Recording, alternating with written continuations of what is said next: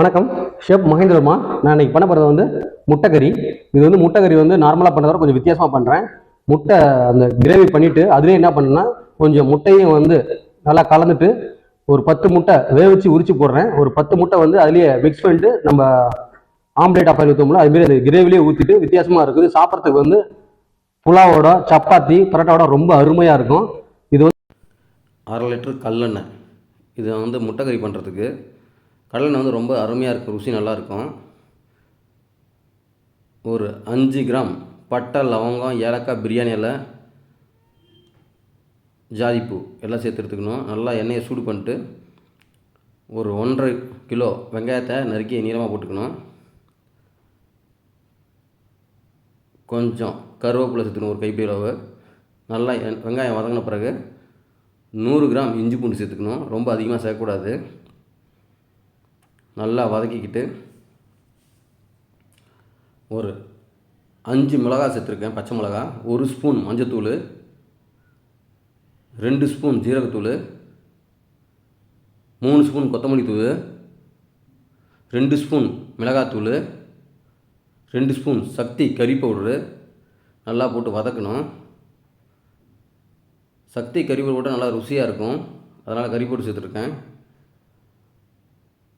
ஒரு 1 கிலோ தக்காளியை நீளமாக நறுக்கி போட்டிருக்கேன்.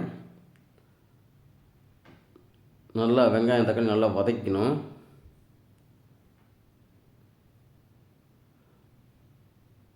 காரம் கொஞ்சம் அதிகமாக வேணும்னா நீங்கள் வந்து பச்சை மிளகா 5 கூட சேர்த்துக்கலாம். நான் 5 பச்சை மிளகா தான் சேர்த்துருக்கேன். கருவேப்பிலை ஒரு கைப்பிடி அளவு. கருவேப்பிலை போனால் நல்லா வாசனையாகவும் இருக்கும், உடம்புக்கு ரொம்ப நல்லது, ருசியாகவும் இருக்கும்.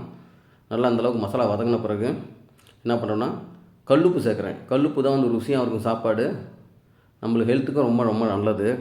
அதுக்கப்புறம் 2 தேங்காய் பூ, நல்லா 2 தேங்காய் நல்லா கிரேட் பண்ணிட்டு ஒரு 50 கிராம் முந்திரி பருப்பு, 50 கிராம் பொட்டுக்கடலை ரெண்டையும் அவ்வளோ தேங்காய் பூவோட சேர்த்து கிரைண்டரில் போட்டு அரைக்கிறேன். இதில் கிரைண்டரில் மிக்ஸில் தான் அரைச்சிக்கலாம், நான் கிரைண்டரில் போட்டு அரைக்கிறேன். இது நல்லா ரொம்ப ஃபைனாக அரைக்கக்கூடாது, ஒரு முக்கால்வாசி பதத்தில் அரைச்சிக்கணும், கோர்ஸாக இருக்கணும். ரொம்ப ஃபைனாக அரைச்சா நல்லா இருக்காது. அதை அரைச்சிட்டு அந்த வெங்காயம் தக்காளி வாசனை மசாலாவோட இந்த தேங்காய், முந்திரி பருப்பு, பொட்டுக்கடலை 3 அரைச்சி சேர்க்குறேன். சேர்த்துட்டு இது ஒரு மினிமம் ஒரு 10 நிமிஷம் நல்லா வதக்கணும். வதக்கும் போது உங்களுக்கு நல்லா ருசியும் வரும், உங்களுக்கு கலரும் சேஞ்ச் ஆகும். நல்லா அந்த பச்சை சுமல் கூட தேங்காய் நல்லா வதக்கணும். பாருங்கள் எந்த அளவுக்கு பாருங்கள் வதக்கியிருக்கேன். நல்லா வதங்கின பிறகு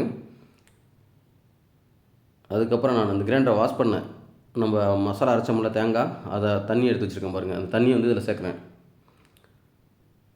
1 லிட்டர் தண்ணியை சேர்த்து இதில் சேர்க்குறேன். சேர்த்து நல்லா கொதிக்க விடலாம். நல்லா கிண்டி நல்லா கொதிக்க விடணும்.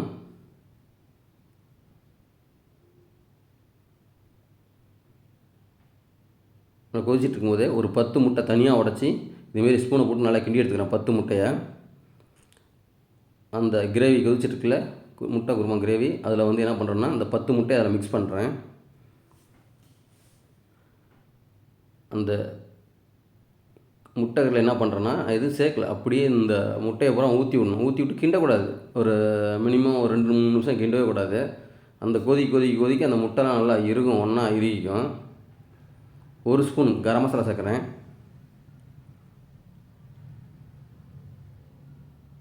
பாருங்க, ஒரு 2-3 நிமிஷம் விட்டுட்டு கிண்டுறப்ப தான் நான் கிண்டுறேன். கிண்டுறேன் பாருங்கள், எல்லாம் பாருங்கள் அருமையாக இருக்குது பாருங்கள். அப்படியே நல்லா முட்டை தனித்தனியாக இருக்கும், நல்லா வாசனையாக இருக்கும், வேறு லெவலில் இருக்கும். சாப்பிட்றதுக்கு வேறு லெவலில் இருக்கும். இது கூட என்னென்னா நான் ஒரு 10 முட்டை சேர்த்துருக்கேன். திருப்பி 10 முட்டையை வேக வச்சு இதில் கொஞ்சம் கொத்தமல்லி இலை, கொஞ்சம் கருவேப்பிலை சேர்த்துருக்கேன். ஒரு 10 முட்டையை சேர்த்துருக்கேன். இதில் தேவைப்பட்டால் நீங்கள் இன்னும் ஒரு 10 முட்டை சேர்க்கலாம். இது ரெடி ஆகிடுச்சு, முட்டைக்கறி ரெடி ஆச்சு.